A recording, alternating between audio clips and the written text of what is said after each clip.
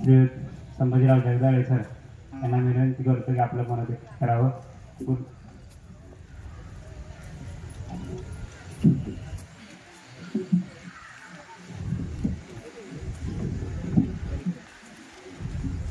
सर्वांना नमस्कार.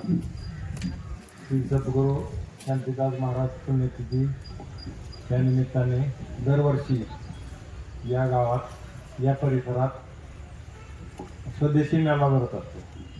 खरंच ही गोष्ट सध्याच्या काळात फार गरजेची आहे.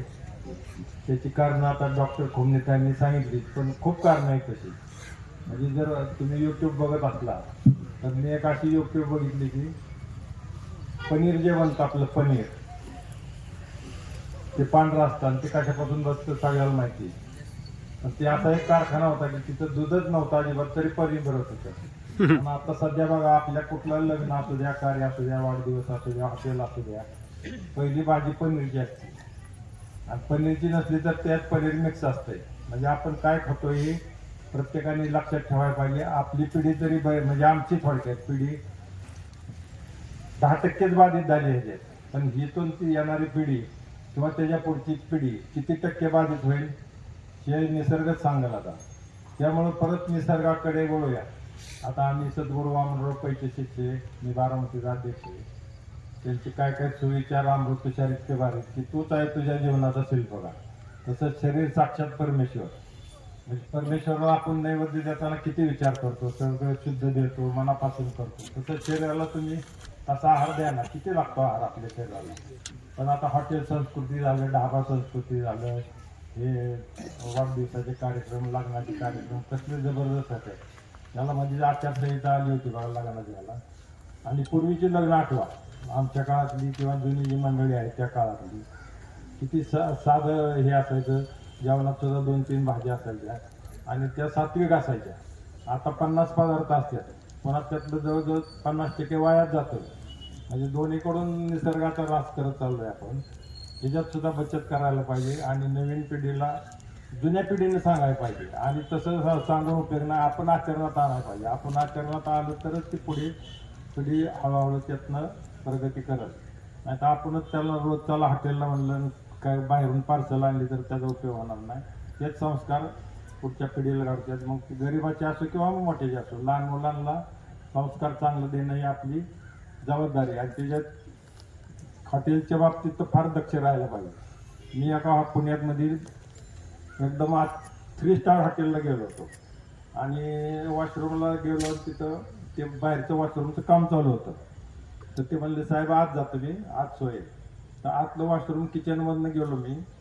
तर त्या किचनमधली जर परिस्थिती बघितली आणि तुम्ही कुणी जरी बघितलं असतं तुम्ही आयुष्यात कधी हॉटेलमध्ये जाणार नाही. मग ती बिड्या ओढणे, त्याच्यावर पाय देणे, तिथं सगळं पसारलेलं, त्याच्यावर बसण्यात परत काय बाकीचं आता न सांगणार सारखं त्यांना घाम आलेला असतो वगैरे. आणि आपण चमचमीत बाहेर खात असतो मस्तपैकी. पण आपली परिस्थिती फार भयानक आहे. त्यापेक्षा आपलं घरचं, आम्ही इरिगेशन आता आमचे साहेब सुद्धा आलेत, रावसाहेब मोरे साहेब कार्यकारी अभियंत्यांनी रावज वाकावला फळतात की सगळा अख्खा कॅनल आणि धरण त्यांच्याकडे आहे पंढरपूरपर्यंत.